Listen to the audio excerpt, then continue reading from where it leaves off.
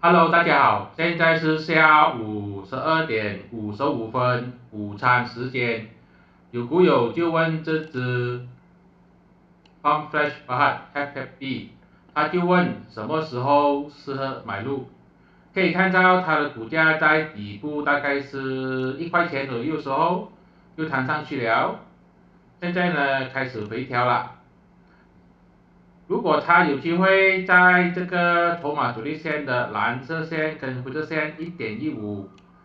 止跌回升弹上去，这个呢就是一个回调买上涨的机会，因为这一个呢就是形成一个 higher low， 或者是叫做跌止角，这个是一个好的买点，一定要止跌回升弹上去。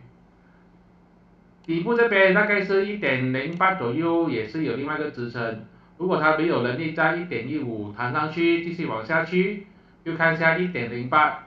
形成这个止跌回升弹上去，买入也是可以的。